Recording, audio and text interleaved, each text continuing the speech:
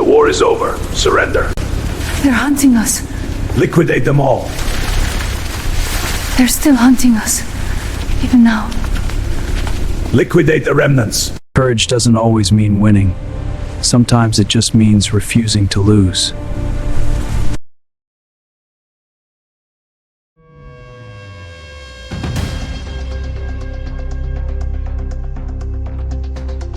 February 2nd, 1943, dawn broke over a city reduced to ash and frozen rubble, and the history books closed the chapter on Stalingrad right there. But what if the final page was never written? The official surrender of the last German pocket in northern Stalingrad is where most documentaries roll credits. Yet buried in Soviet archives, dusty, overlooked, almost unbelievable, are records that tell a very different story. An astonishing 11,000 German soldiers simply refused to put down their weapons. Why would anyone keep fighting when their field marshal had already raised the white flag? While Friedrich Paulus and 91,000 starving survivors of the 6th Army were herded east towards Soviet prison camps, something strange was happening in the crumbling cellars and frozen sores of Stalingrad. The fighting didn't stop. It went underground, literally.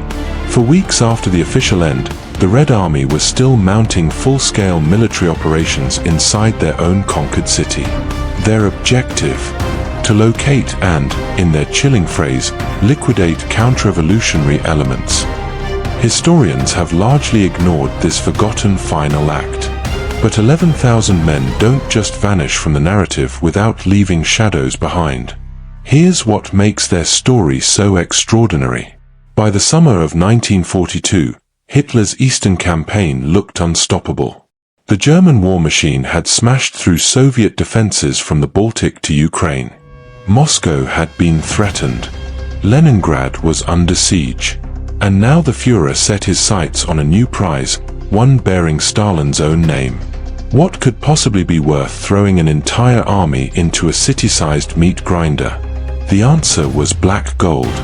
The Caucasus oil fields were the lifeblood of the Soviet war effort. Without Baku's wells, Russian tanks stopped rolling, planes stopped flying, and Stalin's armies would bleed out. Hitler's plan was audacious: seize the oil, cut the Volga River supply route, and break the Soviet back in one catastrophic blow. But there was a problem. A city sat directly in the path of that plan, a sprawling industrial giant churning out tanks, artillery, and something far more dangerous, defiance. On August 23, 1942, the Luftwaffe unleashed hell. Wave after wave of bombers turned Stalingrad into the most bombed city on earth, worse than London, worse than Rotterdam. The attack killed over 40,000 civilians in a single week. But here's the cruel irony the Germans never saw coming. Those bombs didn't break the defenders. They built their fortress. How do you destroy an enemy who's already living in rubble?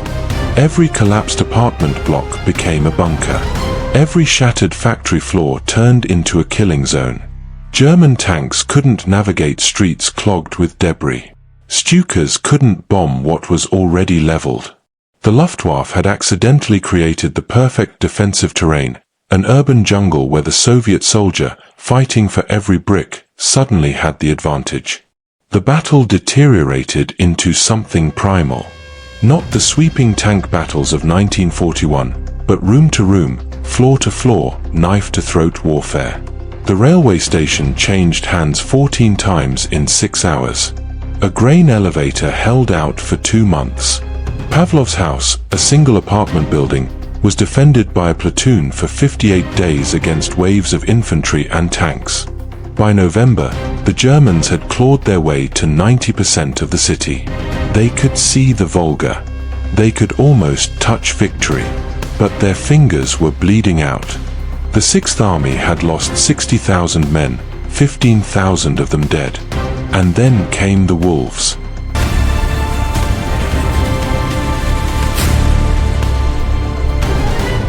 What happens when a wounded bear realizes its predator is running out of ammunition? On November 19, 1942, Stalin's master strategist, Georgy Zhukov, unleashed Operation Uranus. It wasn't aimed at Stalingrad itself. It was aimed at the walls around it. The flanks of the German advance were held by Romania's 3rd and 4th armies, poorly equipped, poorly trained, and poorly motivated. The Soviets punched through them like tissue paper. Within 4 days, 2 massive armored pincers met behind Paulus's 6th Army. The trap slammed shut. 265,000 Axis soldiers, German, Romanian, Italian, Croatian, were now surrounded in a frozen cauldron 100 miles wide. Paulus radioed Berlin, permission to break out, to fight westward to meet a relief force. Hitler's answer was 3 words that would doom a nation's sons: hold the Volga. Why would a commander sacrifice an entire army instead of ordering retreat? The Führer promised air supply.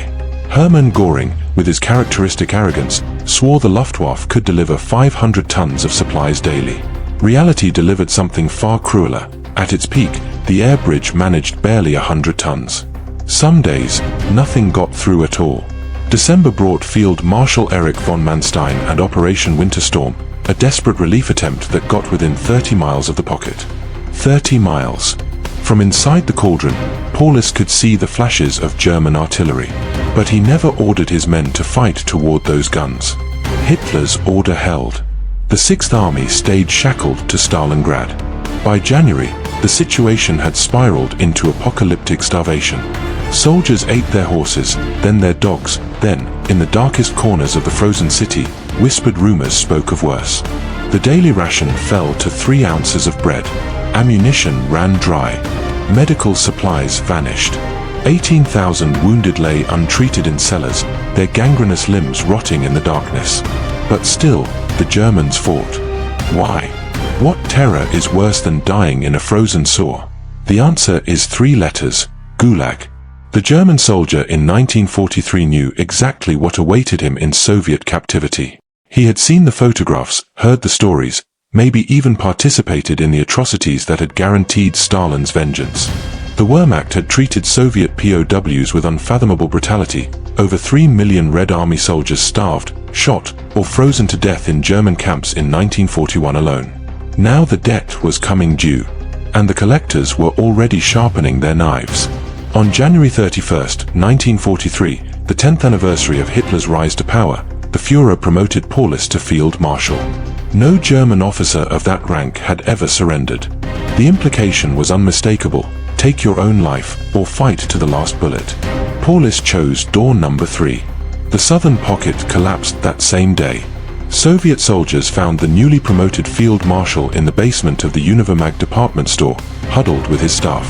Paulus's defense: he hadn't surrendered, he'd been taken by surprise.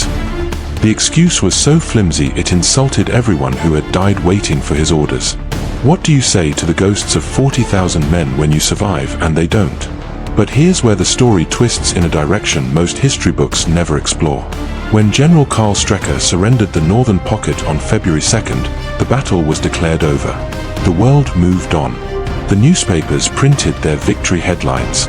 No one told the 11,000 holdouts hiding beneath the rubble. These were not organized units with clear command structures. They were fragments, squads without sergeants, platoons without lieutenants, individuals bound only by a shared terror of the prison camps awaiting them. They emerged only at night, scavenging frozen potatoes, melting snow for water, dragging the wounded into deeper shadows. The NKVD, Stalin's secret police and the most feared institution in the Soviet Union, was given a new assignment: clear the ruins by any means necessary. The records are incomplete. They always are when victors write history. But what survives is chilling. The 10th NKVD division, already blooded in the summer fighting, now found itself hunting ghosts through a city of corpses. They were assisted by the veteran 252nd Rifle Division, men who had watched their friends die in this same rubble for 6 months. Mercy was not on the operational plan. On February 5, 1943, 3 days after the official surrender, Don Front headquarters filed a report. The 38th Motorized Rifle Brigade had cornered 18 SS soldiers in a fortified basement. The men refused to surrender. After a brief firefight, all 18 were killed. There's just one problem. There were no significant SS combat units at Stalingrad. So who were those 18 men? They were Wehrmacht, regular army soldiers. And their battle continued not for the Führer or the fatherland, but for something far more basic: survival. The NKVD's final tally claimed 2,418 Germans were liquidated in the weeks after the surrender. That number almost certainly undercounts the dead. Bodies buried in collapsed basements, frozen solid in sore junctions, or simply erased by artillery strikes left no records to file. But here's what those dry statistics don't capture: the psychological nightmare of being a hunted man in a dead city. Imagine this. February night. Temperature, -20 degrees Celsius.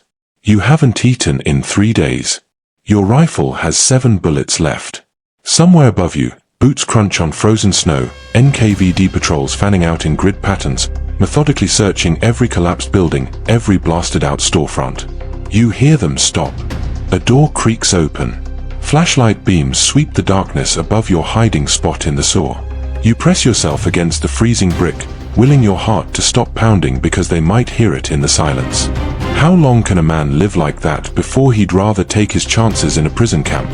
The answer, for thousands, was weeks. Some made it into March.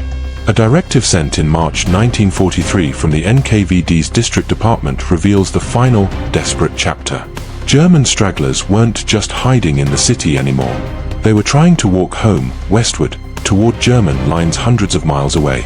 The document describes them as engaged in robberies and murders along the way, stripping civilian clothing from villagers, blending into refugee columns, becoming shadows among shadows. The Stalingrad region was ordered combed until every last fugitive was found. Courage doesn't always mean winning. Sometimes it just means refusing to lose, even when losing is inevitable. The official surrender on February 2nd, 1943, ended the battle that historians call the turning point of World War II. Germany never recovered from the loss of the Sixth Army. The strategic initiative passed to the Soviet Union, never to return. But for 11,000 German soldiers, the war didn't end that day. It continued in darkness, in silence, in the frozen intestines of a city that had already swallowed 200,000 lives. What do we call men who keep fighting when their flag has already fallen? The NKVD called them counter-revolutionary elements to be liquidated. The history books call them a footnote, if they mention them at all. History loves clean endings. But war, real war, just keeps bleeding into the next chapter. Of the 91,000 German prisoners marched out of Stalingrad, only about 5,000 ever saw Germany again. The rest died of typhus, starvation, exposure, and the long winter of Soviet vengeance. Paulus, stripped of his illusions, eventually cooperated with his captors, appeared as a witness at Nuremberg, and died in East Germany in 1957, one of the few high-ranking Nazis to find something resembling peace. The 11,000 who chose bullets over captivity, almost none of them survived the spring thaw. But that's not why their story matters. It matters because it reminds us that surrender is never a single moment. It's a process, agonizing, personal, sometimes impossible. And when we close the book on a battle too quickly, we leave ghosts in the margins, still fighting a war that everyone else has already abandoned. Thanks for watching. If you made it this far, drop a like to help more people find these forgotten stories